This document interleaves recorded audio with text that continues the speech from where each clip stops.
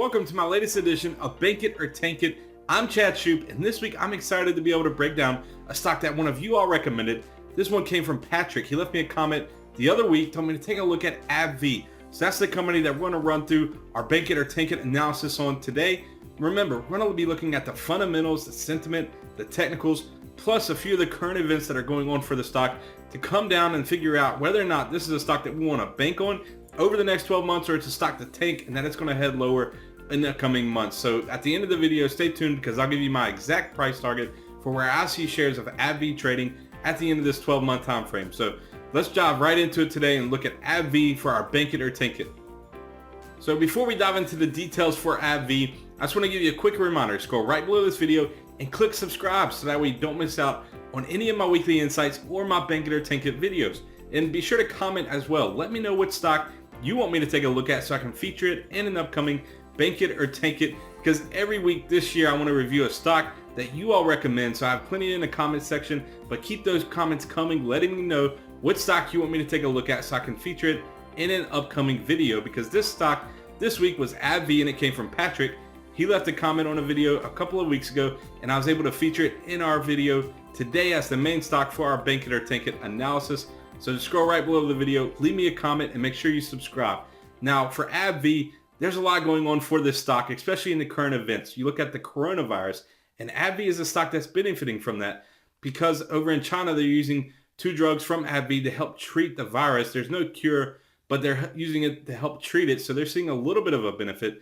But AbbVie is a larger stock, so they're not really going to see a big bounce, whereas some of these smaller companies, we're seeing moves of 5, 10, even 20% in a single day when this virus was spreading, because they're the ones working for a possible vaccine for the virus to help contain it and not make it spread so rapidly. So those are the smaller cap companies that are really looking to benefit off this news. AbbVie is not the best way to play it, even though they are getting some benefit. AbbVie is not going to be your major way to play this because it is a larger cap stock. Now, when you look at the company, over 50% of its sales come from one drug, Humira, and that drug is expected to have a patent expire in 2023. That's why we've seen AbbVie make a splash in the acquisition market. They're looking to acquire Allergan. That deal is supposed to close early this year, and that really helped shares rebound over the last few months heading into the end of 2019 until the recent sell-off, because the stock had been sliding for about a year and a half before that, and the company was looking for some way to ease investors' worries over the drop-off in sales in 2023. And they found the way to do that by acquiring Allergan, which is the maker of Botox. So that gives them another well-known product, keep the cash flow flowing in for the pharmaceutical giant. So that's a little bit about Allergan and where they stand. And now we want to take a moment to dive into the key stats for the company to see how their revenues and income are stacking up. So when you look at their revenues, which are the blue line on the chart, and then their net income, which are the burgundy bars. So the amount for the net income, the bars, are on the right side of the chart, and the amount for the revenues, which are the blue line, is on the left side of the chart. You can see by looking at the net income, again, the bars on the chart, that they were really not growing over 2015, 2016, 17, 18, kind of stagnant. 2019, we see the dip over the 12 months leading up to September. But when you go to December of 2019, just the next 3 months, that's when they're going to get the bulk of their income. And you see that jump up in expectations. And that's going to hold in 2020 and 2021. Now, some of this probably has to do with the Allergan deal because we don't see a big jump in 2020 or in 2021 for the deal and how that's going to impact their income. So that jump that we're seeing here at the end of 2019 is going to be factoring that in. So this is a major assumption about how the acquisition of Allergan is actually going to impact the bottom line of AbbVie. And a lot of investors right now think that it's going to boost the bottom line. They're going to be able to take this acquisition and have some processes that they can streamline and successfully merge together to save them money to boost their bottom line. And you can see revenue, it's really been trending higher over this whole time frame from 2015 to the expectations in 2021. The blue line just kind of slopes higher throughout this whole time period. 2018 to 2019 was a bit of a flat line, but again, they're getting the Allergan deal. They're going to have Botox that they can take internationally and really help continue to grow those sales. So there's major assumptions baked into these once we start getting out to 2020, 2021, and Allergan's going to be key for growth for AbbVie because again, their main drug, Humira, is going to expire in 2023, the patent on it, and then it's going to open it up to a ton of competition. So their sales for a product that makes up for over half of their sales at the moment is going to completely fall off a cliff. And that's why they had to make a splash. They had to come out, make a big acquisition, And they did so with Allergan because it's got a Botox product, a few other nice products in the pipeline as well. Migraine product that's out there, that these are products that they feel like they can create synergies within their company and they continue to grow that. But they did have to pay for Allergan. They paid $63 billion. It was a 45% premium to where Allergan was trading at the time. So that's a massive premium to pay for a company that was struggling to grow its business as well, just like AbbVie. And we saw other pharmaceutical companies do this also. We had Bristol Myers acquire Celgene. So what we're seeing is these large, giant pharmaceutical companies coming in and trying to acquire another one with another major product. That way they can sustain their growth that they're currently seeing. But while there is some benefits to have the clout of AbbVie to come in and acquire another large pharmaceutical company like Allergan, then that's able to help sustain growth for now, but it's not a real long-term solution for the company. They acquire some pipeline products, but the reality is that AbbVie is now just a large pharmaceutical giant. Now think of this as the biblical story between David and Goliath, right?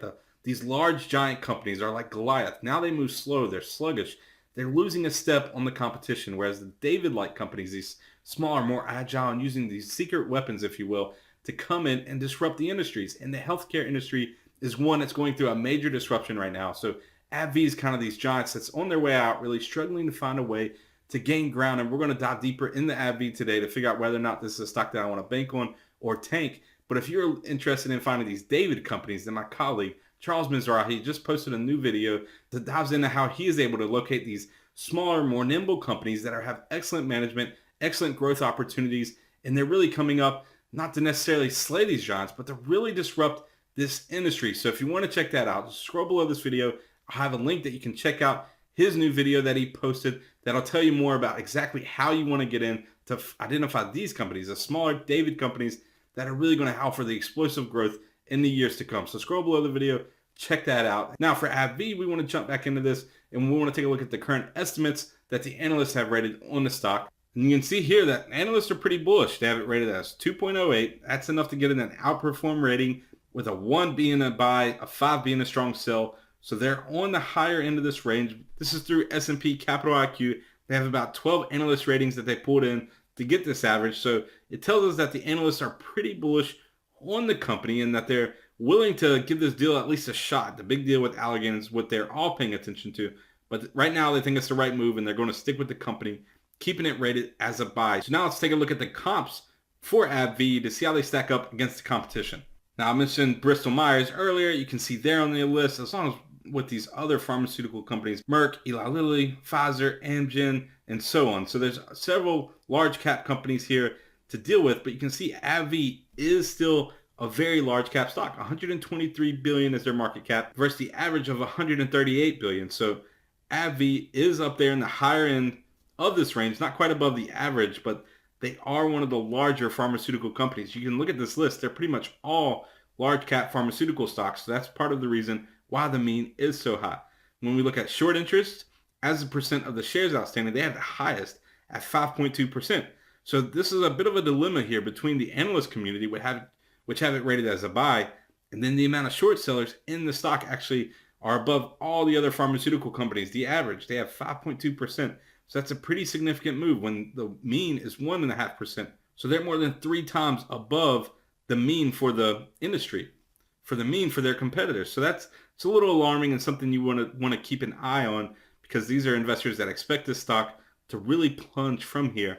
Then when we look at the price to earnings ratio, well, maybe this gives us some insights because it's at 38.2 times earnings, which is above the mean of 26.2 times earnings. So this is a higher price stock for the earnings that it has today. But again, part of the reason that we saw the bounce, that we saw this kind of get to a higher price, is because of the Allergan deal. Those numbers haven't came through yet. They're not going to come in till later in 2020 once the deal closes and once they actually see an impact on their bottom line where that sits.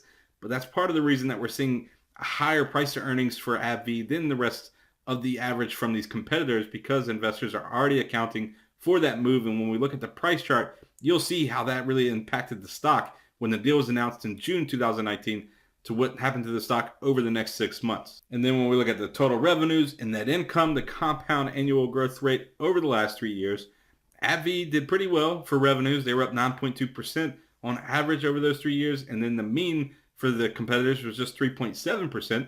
So they had some top of the line growth, but their net income, the bottom line, really struggled, 18.8% drop. And this is based on those numbers from the September close because they haven't announced earnings yet for this quarter. Those don't come out till February 7th. So these numbers will get updated when those are posted. But for now, based on the drop that they had seen, they were down. But we know that they're going to see a bump here in the fourth quarter. And that's going to help fix these numbers to be positive, but I doubt it swings them enough to get up to the 26% average growth rate that these other competitors are seeing at the moment. And then its dividend yield, AbbVie is on the higher end. It has 5.7%. It's actually the highest from these competitors, and it's well above the mean of 3%. So it's a great, as far as dividend goes, is they're willing to pay you while you wait out the synergies and the really positive benefits that they're looking to get from the Allergan deal. You're looking to at least get this nice dividend while you wait along for the ride to see how that pans out. So it is nice to see them have this significant dividend yield. And it kind of goes back to the idea that they are a Goliath stock. They're a large cap stock. And to keep investors interested, they can't just rely on solely growth. I mean, we looked at their net income, the bottom line not growing, and even their revenues, it's not that exciting. I mean, 10%, it's a pretty solid number, but it's not 20% or 30% in revenue growth that they're posting. So once the growth starts to slow, these companies turn to the dividend yield to keep investors excited because the growth is just not going to be there going forward. All right, and now let's jump over to my favorite part. We're going to dive into the technical analysis for AbbVie. So let's pull up a chart.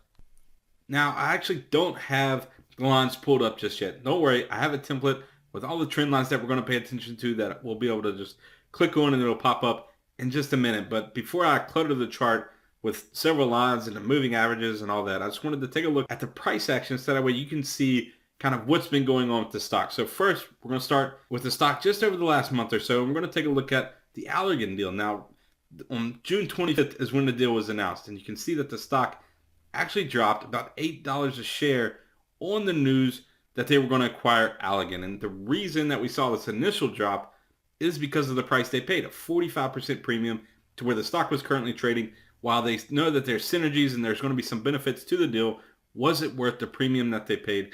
That's what investors are wondering, and that's why you saw the initial knee-jerk reaction to the downside. And you can see that it took investors a little while to really come to terms and say, okay, this is a bullish event for the stock. And then we saw the stock really rip higher. It was up about 40% from August through the end of the year. So that's a nice rebound for the stock, and it's probably exactly why they made the deal. They wanted to acquire Allergan to increase their share price. And they started to see that. And then we started to get to sell off more recently on the news of the coronavirus, so that was the weakness. But what we're also seeing is investors trying to adjust ahead of earnings that are coming out on February 7th. The stock, they think, got ahead of itself, so now they're pulling back a little bit, and it'll be interesting to see how the stock trades on earnings. I'll explain in just a few moments more about what I think I'll see from the earnings on the stock. But for now, let's zoom out on the chart to see how this really fits with the grand scheme of things. We go back to the beginning of 2018. This was its most recent high for the stock. If I zoomed all the way out, this is the high period for the company, and you can see that they really plunged. They're down over 30% over this time frame. Nothing was going for them, and this is what ended up leading to the company making the big splash to acquire Allergan to try to turn things around. And investors started to buy it. We saw the shares start to come up. Now they're going lower. We get the news on February 7th, but again, the deal doesn't even close until sometime this quarter. And then you're really not going to see the benefits for this for maybe a year. So it's a pretty long wait period. And along that time frame, investors are going to be uncertain about how it's really going to benefit the company. So now let's click over and we'll pull up my trend lines for the chart.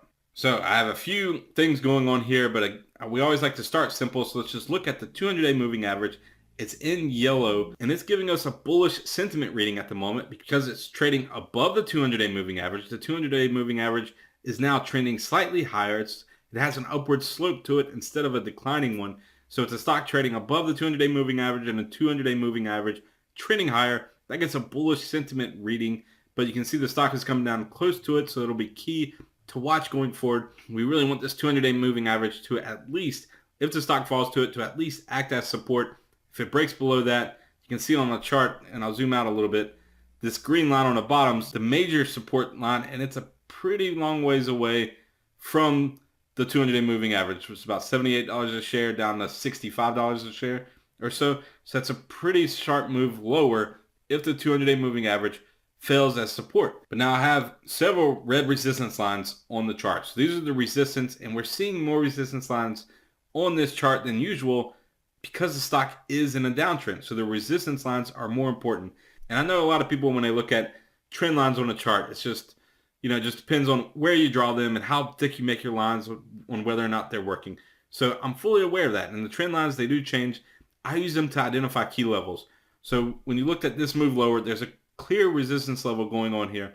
And then we get some consolidation around it before it broke out and then continued to surge higher. So this was a resistance line. But then just because we got the breakout doesn't mean a new uptrend is in full swing, because when we go back to the other high, maybe this is now the new downtrend for the longer term, and this upwards move is just a counter move to the overall long-term downtrend. So that's something to keep in mind. Just because we get a break above a key level or below a key support, it doesn't mean that a whole new trend is developing. These are just shorter term trend lines, and over the long term, we may have already seen the short-term uptrend play out, and now it's getting back into a renewed downtrend. So that's one thing to be paying attention to. The other thing is this red resistance line. So it could be starting to form a new upwards price channel. And if that is the case, then you can expect the other trend line to be about the same slope in the same angle as the resistance line, but coming off the turning point from the lows in the stock. So that's another possibility and something for us to keep an eye on for the stock as it tests this 200-day moving average. Then this will be the next support line. And if it breaks below that, this is the longer term support line that once this falls, then the stock is going to really struggle from that point, because this is a major support that I have going back all the way to 2014. You can just see how the stock was consolidating throughout this period, not doing too much crazy, had the major breakout, and then came right back down to this trend level. So that's what I'll be paying attention to for the price chart as we move ahead. So that's the key levels to watch on the stock. But now let's get into my checklist to figure out whether or not this is a stock that we want to bank on or tank over the next 12 months. And then I'll give you my exact price target for where I see shares trading in 12 months from now. So when it came to the fundamentals, the stock had a few things going for it. When we looked at the assumptions, the income, the revenue, they were turning around. They were trending higher, but the price to earnings ratio was a little high. The dividend yield was high, which was a plus, but then it's also a sign that the companies understands that the growth is not really going to be there because of the risk around the Allergan deal and how that's going to unfold for the company. We're going to give the stock an X on fundamentals. There's just too much uncertainty for me to give it a check mark and to be bullish based on these fundamentals right now. When we move over to the sentiment, the short interest was a little higher than we would like to see, but the stock was above its 200-day moving average. So as long as that holds, I'm happy giving the stock a check mark on the sentiment reading. The analyst ratings for the stock was a strong buy. So we're seeing the investment community overall be pretty bullish on the stock. So we're going to keep it as a check mark today. And then when it came to the technicals, they were really all over the place, but you never want to fight the trend. I pointed out that the overall trend for the stock was down. It's in a downtrend. And until that changes, it's hard to be bullish. So the technicals today are going to get a big X as well. And with 2 X's on my checklist today, that means that we can sum up AbbVie as a stock that we want to tank over the next 12 months. So this doesn't mean all hope is lost for AbbVie. Again, this is a larger cap stock. It's got a lot of uncertainty around this Allergan deal. And without seeing enough information right now, I'm not bullish on the stock. It's a stock that we're going to tank over the next 12 months. And in just a moment, I'll give you my exact price target for the company and how I see shares trading from here. But before I do that, I just want to give you a chance to scroll right below this video. Click subscribe so that we don't miss out on any of my other Bank It or Tank It videos or weekly insights. And be sure to give me a comment. Let me know what stock you want me to take a look at. So scroll below. Tell me what stock you have in your portfolio, you have on your radar. Just let me know which stocks you're interested in, and I'll be sure to feature those in an upcoming Bank It or Tank It video. Now for AbbVie, I mentioned this earlier, but I wanted to bring it up one more time. It's more like a Goliath stock. It's a large cap, fundamental-based stock, and those fundamentals are a little sketchy right now, and that's why we're not seeing the price chart giving us robust bullish information to jump in and buy this stock today. But if you're interested in finding these smaller David companies that are coming, they're going to disrupt the industry, and they're going to be the ones with explosive growth, then scroll below. You're going to want to check out Charles's video. It's a great video. It's awesome, and he really helps you understand the difference between these two companies and how you can learn how to pick the right stocks. So scroll below the video. Be sure to check that out. Now let's move on to my price target for AbbVie. For that, let's dive back into the price chart. So we've talked a lot about AbbVie today. We looked at the fundamentals, the sentiment, but I always come back to the price chart for my price target, because that's factoring in all the outside noise, everything that's going on for the stock. This is where it's priced at today, and this is how we're going to get our expectations going forward. Now, as I've already mentioned, we have 2 key levels to watch on the chart. The yellow line, 200-day moving average, can be support. Then this long-term green line is going to be the next level of support. Now, there could be another level of support develop as a trend channel below this at a different level, but we're just not sure where that turning point is going to happen yet. So for now, we don't know exactly where this next support is going to come. But what we do know is that the stock's stuck in a longer-term downtrend, so that's going to be factored in to our price target. And what I really see happening for the stock is it hitting support around this 200-day moving average, bouncing a little bit, but then rolling over from there, breaking through the 200-day moving average support level, and ultimately testing this longer-term support level in green around $65 a share later this year. So that's going to be my price target. I see AbbVie falling to $65 a share over the next 12 months. And that's looking at about a 20% drop from where the stock is currently trading. So that's what I expect to see. But again, this is not going to be straight down. We have earnings coming up that can find support around the 200-day moving average, or it could be what the drop is that takes it to the 200-day moving average. And in the short term, I think we'll see AbbVie bounce around quite a bit. But the ultimate trend is going to be back down to that $65 price level because the stock's in this longer term downtrend. That's going to be the expectations that I have for it. Now that can change as long as one of these support levels really hold up, but to really get me excited about the upside for the stock, it's going to have to break above that long-term downtrend resistance level in red at the top of the chart. Once it breaks above that level, then we can turn around and get bullish on this stock for the long term. But for now, we're going to stay bearish, and we expect the stock to fall to $65 a share over the next 12 months.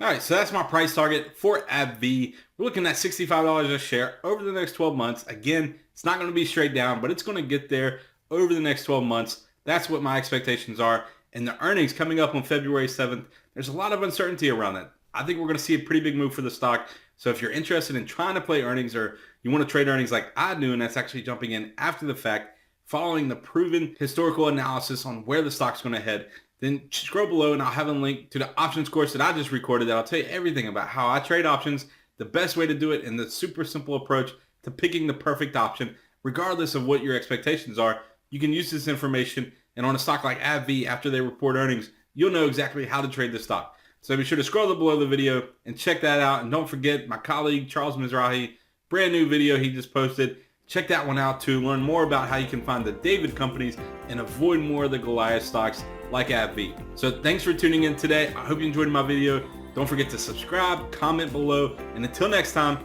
I'm Chad Shoup.